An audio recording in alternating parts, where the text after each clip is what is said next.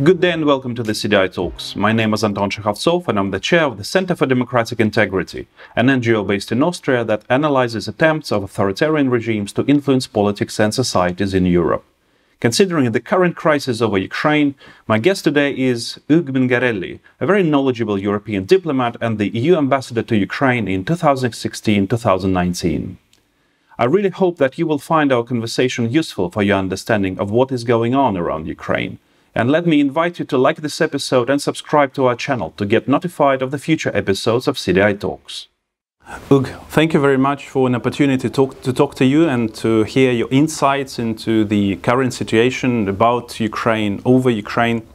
But I know that your familiarity with Ukraine started not in 2016 when you became EU ambassador to Ukraine, but much, much earlier.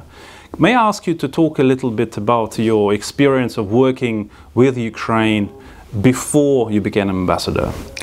Well, I traveled for the first time to Kiev in 1992. It was just a few months after the independence of this country, and I was part of a team of EU officials who had to go there to prepare the technical cooperation that Ukraine was starting with the EU. The EU had put at the disposal of this newly independent state significant resources to promote the political democratization of the country and the modernization of its economy. And therefore, we were a few Commission officials who had to go there on a regular basis to identify the needs, to prepare some technical assistance projects, and then to monitor the implementation of the projects. And then in the 90s, I had to go frequently to Kiev to follow the implementation of our bilateral agreement. At that time, it was a partnership and cooperation agreement that we had negotiated between 1992 and 1994. And therefore, we have to follow the implementation of the three main components of this agreement, namely the development of the political dialogue on domestic political issues and regional conflicts, the development of trade and economic relations, and the promotion of sectoral cooperation in many areas such as transport, energy, telecommunication, research, and so on. So for these very reasons, I had to go frequently, it's clear, to Kiev. And then I went even more often to Kiev between 2007 and 2010, when I had to negotiate the association agreement. We started the negotiation of the association agreement in 2007. And until the end of 2010, I was in charge of this negotiation. I was a chief negotiator on the EU side. So I had many opportunities to go there to discuss all areas one can imagine in the close relationship that we were forging with this country. But as far as I understand, at that time, there was a strong consensus among EU countries towards supporting Ukraine. Or do you feel that already then there were some weak spots in this process of supporting Ukraine, of providing funds for helping Ukraine to rebuild itself? There has been, until 2013, a consensus in the EU to support Russia, Ukraine, Moldova, and Georgia through broad bilateral agreement and significant technical and financial cooperation programs.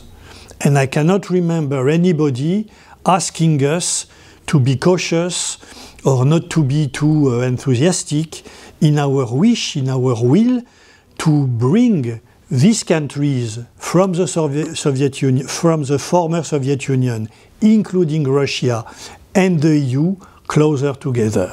I cannot remember anybody asking us to break and not to be too enthusiastic. We were really determined from December 1991 until 2013 to do everything possible to bring Russia, Ukraine, Moldova, Georgia, and the EU closer together by developing cooperation in as many sectors as possible. You mentioned that in 2013 probably something changed. The consensus broke up. What was the reason for breaking up that consensus? Well, when Russia invaded Ukraine with first the annexation of Crimea and then the aggression in Donbass, it's clear that a serious discussion took place in the EU. Officially, the EU took position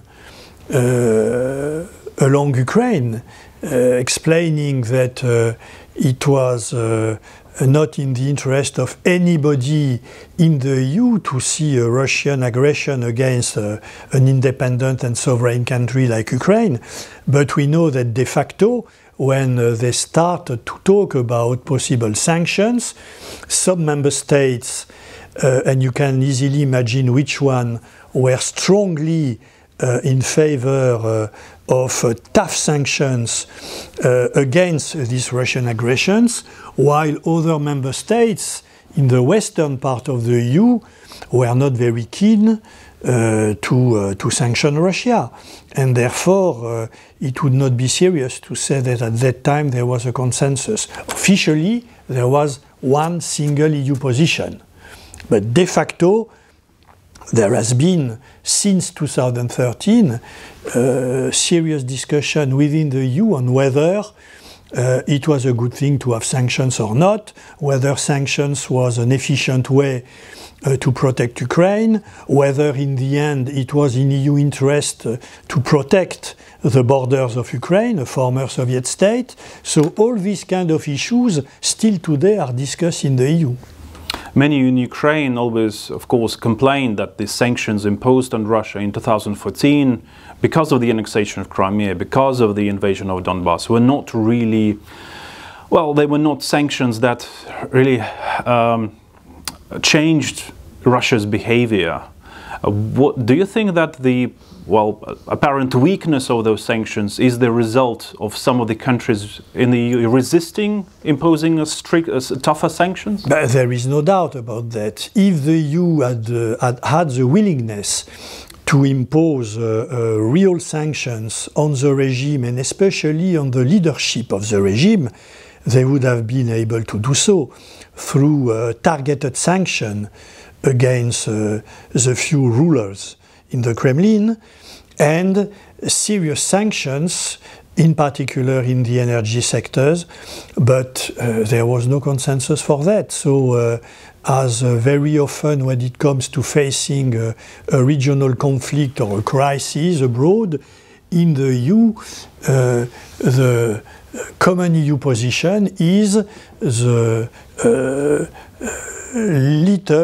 smallest common denominator. That's what happened for the sanctions with Ukraine. If it's not a secret, what countries in particular tried to soften those sanctions? But it's clear that in the western part of the EU, you have countries which look at Russia mainly as a business opportunity and which are not really willing to cut or to reduce their business links for the sake of Ukrainians or Georgians or Moldovans. This is obvious, and by the way, this is public. You know that, for instance, in a country like France, the two chambers of the national of the parliament have already requested the lifting of the sanctions against Russia. Fortunately, they do not have any say in this, but you have a majority of the members of the parliament who consider that it was not in the interest of their country to adopt this sanction, and that in any case, these sanctions were ineffective. We often hear from France the narrative, the statements that the West somehow treated Russia badly from the 90s, from the fall of the Soviet Union. Do you agree with this? Alors, I agree with the fact that this is the dominating narrative today in France, in the political life and in the intellectual circles as well, but it does not at all correspond to the reality. Putin came to power in Russia as a prime minister in August 1999. A few months later, in December 1999, the EU adopted its first common strategy with a partner country. It was the EU-Russia Common Strategy, December 1999. 2 years later, during a summit between the EU and Russia, the President of the Commission, Prodi, came up with the idea to build a common economic space between Lisbon and Vladivostok. And Commission officials have for a few years to try to identify sectors where the Russian would be interested to promote the convergence of norms and standards. 2 years later, in 2003, the EU came up with the idea to have a new policy towards its neighbors. And the first country with whom the EU decided to discuss this idea of a new European neighborhood policy was Russia. Commissioner Verheugen, who was in charge, traveled to Moscow to meet with the foreign minister Igor Ivanov to ask him how he could imagine a new relationship between the EU and its eastern neighborhood. At that time, the southern neighborhood was not already considered to be incorporated in this policy. And the answer of Igor Ivanov was absolutely clear. Russia is not interested, neither to participate, not even to discuss this new policy. It was in 2003. Since Russia rejected the possibility to be one way or another associated with a new European neighborhood policy, 1 year later, in 2004, the EU proposed to Russia to develop 4 common spaces to strengthen the relationship between Russia and the EU. In 2004, the 4 common spaces. In the political area, in the trade and economic sector, to promote civil society contacts, and to develop what we used to call at that time the networks, namely transport, energy, telecommunication. 2004. 2 years later, in 2006, end of 2006, beginning of 2007, the EU proposed Russia to negotiate a new bilateral agreement to replace the Partnership and Cooperation Agreement which had been negotiated between 1992 and 1997. And for 2 years, we had this negotiation, but the Russian side refused to open the discussion on the 2 chapters of EU interest, trade and energy. A few years later, in 2010, the Commission proposed to Russia to launch a so-called modernization partnership. It was under the presidency of Medvedev in Russia. So, and I can continue like that the whole night. But there has been a proliferation of EU initiatives to strengthen the relationship between EU and Russia. Russia was the only partner country with whom the EU had 2 summits every year. Every 6 months, we had, between the EU and Russia, 3 foreign ministers meeting. Under each EU rotating presidency, we had 1 summit and 3 foreign ministers meeting.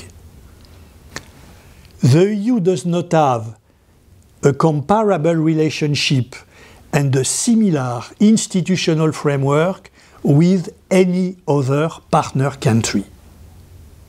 So, if against this background anybody can seriously say that the EU neglected, if not humiliated, Russia until 2013, I believe, of course, that Mr. Putin and the circle around him probably, they don't really mean the EU as an actor who humiliated Russia. Probably they are confusing all the time, you know, the West as a collective with particular parts of the West. I think mostly the idea is that the US was behind all those attempts to humiliate Russia. And of course they obviously refer to the series of color revolutions in the post-Soviet space, you know, the Revolution of Roses in Georgia, the Orange Revolution in Ukraine, then the so-called Color Revolution in Kyrgyzstan. And they would say that the US was behind all those attempts. It seems that Russia actually does not really respect the EU. It always looks at the US and wants respect from the US. The facts show that from the collapse of the Soviet Union in December 1991 until the end of 2013, the EU has been doing its best, has been trying its best to forge the best possible relationship with Russia. And again, there is no doubt about that. This is not just an opinion, these are facts. Now, it's true that we face today the allegations that the EU and more generally the transatlantic community has been threatening or aggressing Russia for years. I can just remember that between 1985 and 1999, namely under Gorbachev and under Yeltsin, we had in Moscow a number of leaders.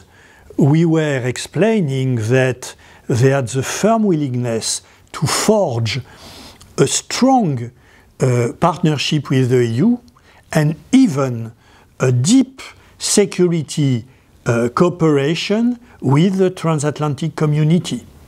There is no doubt about that. You just remember the Common House of Gorbachev. He proposed to build with the EU a Common House. I remember that in the 90s, the Russian Foreign Minister Andrei Kosyrev used to tell all his interlocutors that it was in Russia's interest to have a strong relation with the EU and the best possible relationship with NATO. They even discussed the possibility for Russia to develop some form of military cooperation with NATO. All this was on the agenda of the meetings between the Western countries and Russia until August 1999. So during all this period, on the Russian side, there was a will, there was a determination to come closer to the EU and to the transatlantic community, while respecting perfectly the traditions and the sovereignty of Russia. I even remember that during this time of Kozyrev under Yeltsin, they used to say that it was in Russia's interest to respect the independence of the neighboring countries from the former Soviet Union. But all this changed in 1999-2000, and after that it has become far more difficult to develop any kind of cooperation, not because on the EU side there was no willingness to do so, but just because on the other side there had been a change of policy orientation.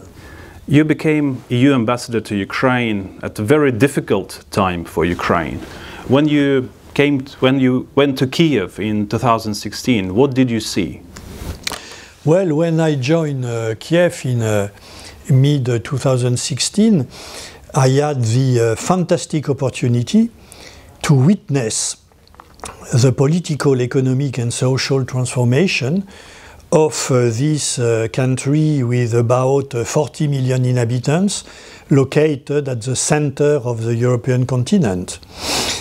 At that period, the Ukrainian leadership implemented impressive reforms to democratize the political life of the country and to modernize the economic structures.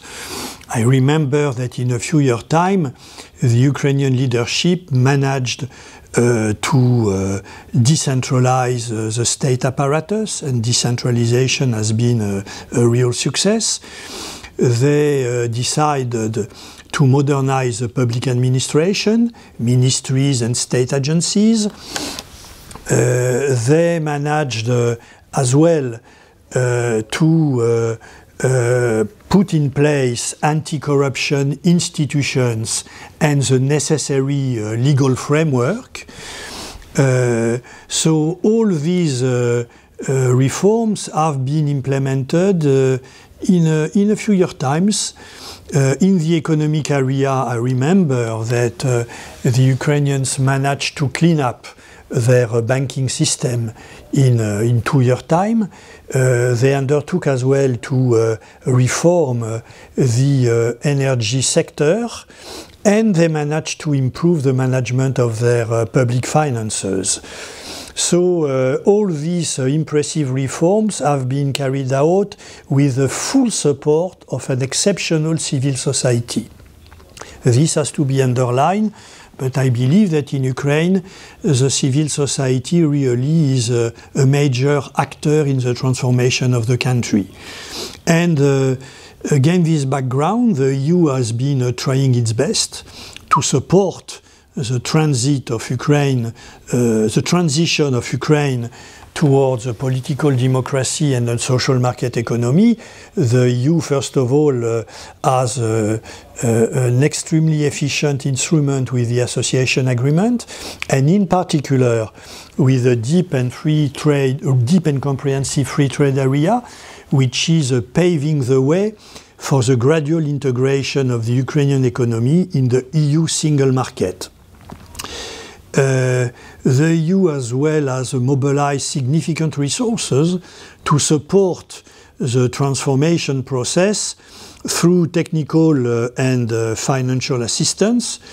Between 2014 and today, the EU has mobilized around 17 billion euro to support the transition process in this country. Therefore, the EU has been active, I must say.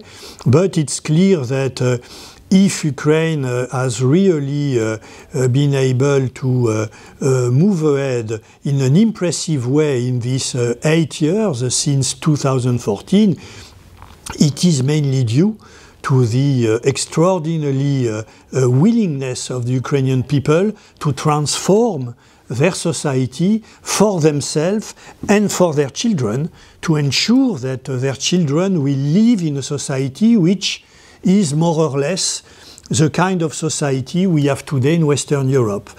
The Ukrainian people have expressed over the last 15 years in a constant way their wish to move towards Western Europe, to have really political freedom and a social market economy for their families. And this is unfortunately what Mr. Putin and the Kremlin want to prevent. It is indeed, because everybody understands easily that a successful transformation of Ukraine into an open democracy and a social market economy would be a very bad example for the Russian middle class, who could understand the cost for them and their family of the kind of society which has been imposed in Russia over the last 20 years. So there is no doubt the current Russian leadership is extremely concerned about the fact that Ukraine is moving in the right direction towards a political democracy, a market economy, and that this is a very bad example for the Russian middle class. And this fact that Ukraine is slipping away from Russia is a matter of huge concern for the current Russian leadership, who has to invent this unbelievable narrative of the EU wanted to cut off Ukraine and Georgia and Moldova from Russia to explain, to justify their aggressive behavior towards these independent countries.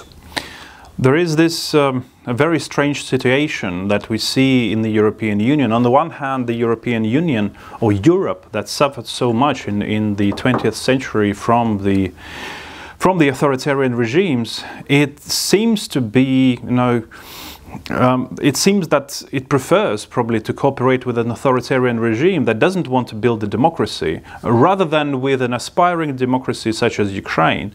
And of course, the authoritarian influence is seemingly quite strong in the EU.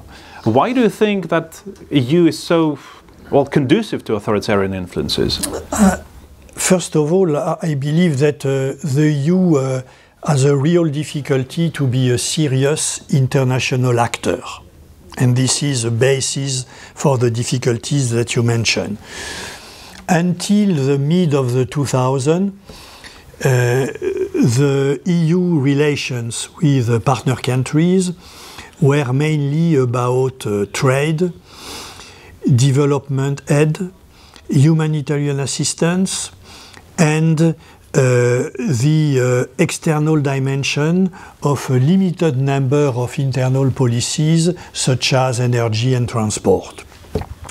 With the entry into force of the Lisbon Treaty at the end of the 2000, in 2010, the EU progressively set up the institutional and legal framework, as well as the policies and instruments to become an international actor. And some progress have been made over the last 10 years, but still today the EU cannot be regarded as a major actor in regional crisis. If one looks at the crisis that we have on our doorstep, from Western Sahara to Nagorno-Karabakh, and I will name just a few: Western Sahara, Libya, Syria, Yemen, Nagorno-Karabakh, Transnistria, South Ossetia and Abkhazia, Donbass. In most of these crises, the EU is not yet able today to be an influential actor, or even to participate in the peace negotiation mechanisms which exist to try and settle this crisis. And there are a few obvious reasons to this situation. The first one is obviously the fact that the 27 member states have very different histories, and therefore they have radically different perceptions of the threats facing the EU today. You cannot expect that an Italian or a Spaniard perceive Russia as a Pole or a Lithuanian, for obvious historical reasons. And this lack of common strategic culture prevents the EU to take a firm and united position when they face authoritarian regimes or regional crises. And I believe that it would be an illusion to believe that the EU will be able to overcome this difficulty in the near future. A second reason is that a large number of EU member states have a deeply rooted and long-standing foreign policy. And they continue to invest in this bilateral foreign policy. They are not ready to give up this foreign policy to ensure that the EU becomes a serious actor on the international stage. They want to keep their own role. And obviously all this comes at the expense of the EU. And here again, I do not believe that in the next few years a large number of member states will be ready to give up their sovereignty when it comes to foreign policy to allow the EU to acquire what we call today some kind of strategic autonomy. This is, in my view, a reason as well. The third reason, in my view, and I will stop there, is due to the fact that in the last 2 decades, we have witnessed the emergence of autocratic regimes from Beijing to Ankara, from Moscow to Brasilia. These autocratic leaders disregard international law and undermine multilateral organization. Balance of power is what they understand. And if you want to establish with this kind of regime the appropriate balance of power, you need defense capabilities. And today, the EU has not yet the necessary defense capabilities to be regarded as a serious actor in the security and defense area. So these are, in my view, the 3 main reasons why today the EU is not really able to face authoritarian regimes or a regional crisis as we have on our doorsteps. Do you, though, believe, as a follow-up question, do you, anyway, believe that the EU should somehow confront authoritarian regimes, or should it try to find a common ground with them, you know, a common or shared interests with them, with the hope that they would transform, that those authoritarian regimes would transform because of these enhanced cooperation? But the EU interest is to develop the strongest and the deepest possible relationship with all partner countries. The problem is that all this should be done on the basis of our basic values, which are democracy, rule of law, respect for human rights, including the right of people belonging to minorities. This should be the basis of our relation with other countries. And when we have differences of views, divergences, we should try to reach compromises through peaceful negotiation. The problem is that when you are facing Erdogan, Xi Jinping or Putin and that you have divergence, it's not through peaceful negotiation that they try to reach a solution. It is by placing a gun on the table. That's what we see today around Ukraine.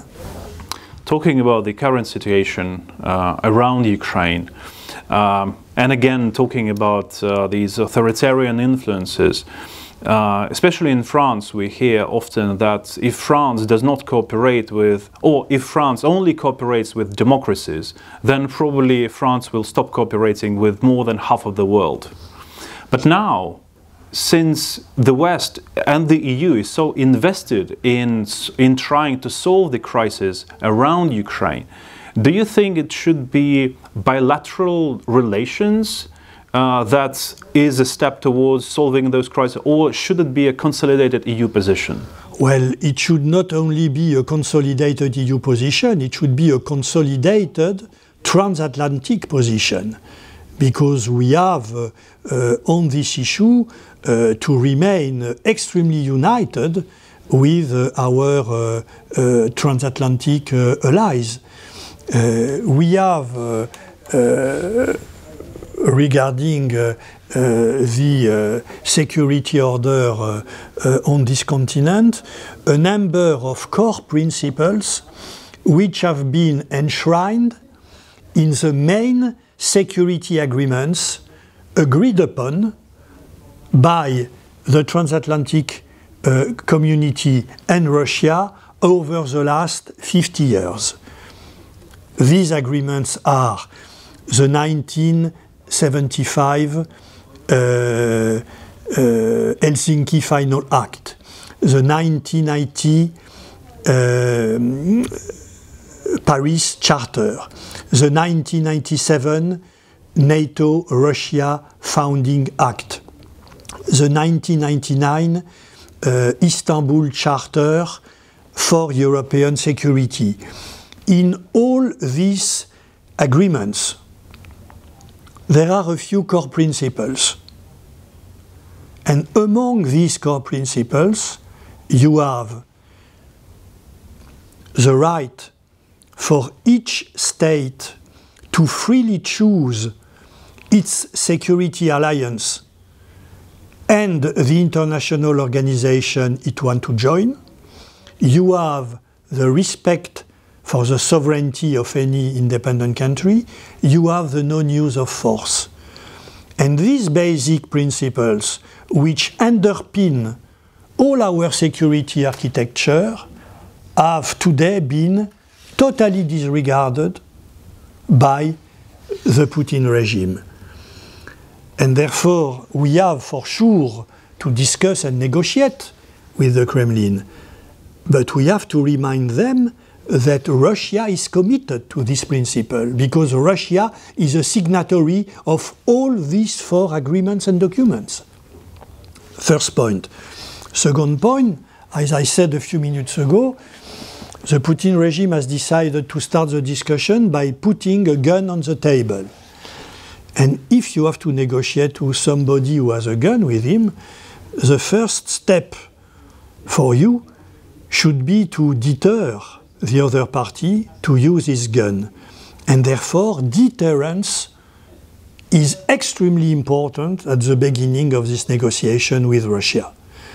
And deterrence, we know exactly what has to be done on the transatlantic side. The economic sanctions which would harm really Russia are well known. The personal sanction, the targeted personal sanction on the Kremlin inner circle are well known as well. The need to supply Ukraine with defensive weapons, military and training advice is well known. The necessity for the EU to reduce its dependency on Russian gas is something that we have been discussing for years. So, in a first step, there should be a common transatlantic position on this deterrence strategy.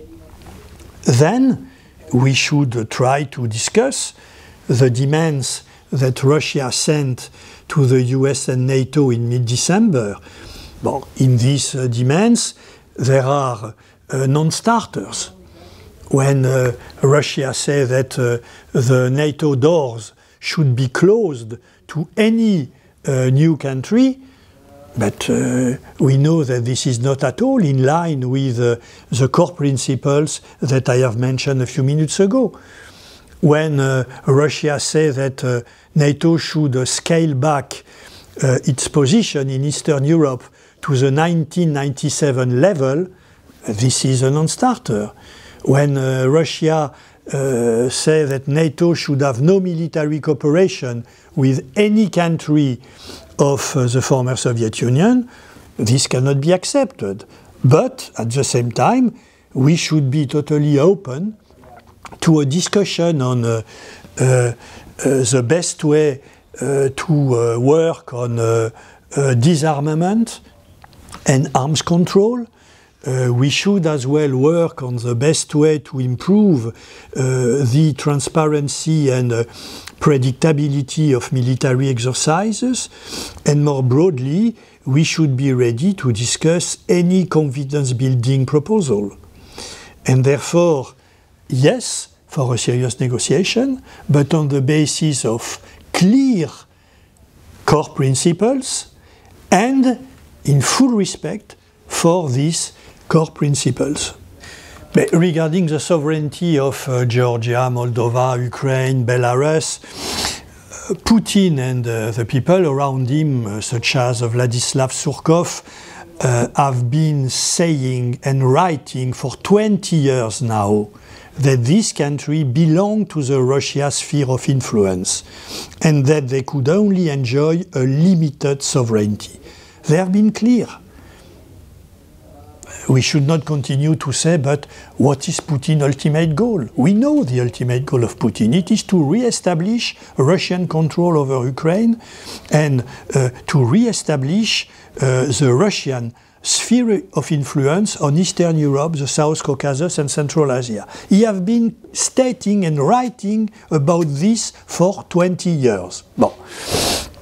Now, as regard what NATO could or should do for that, as I said, the core principle of our security order is that each country can choose freely its security arrangements.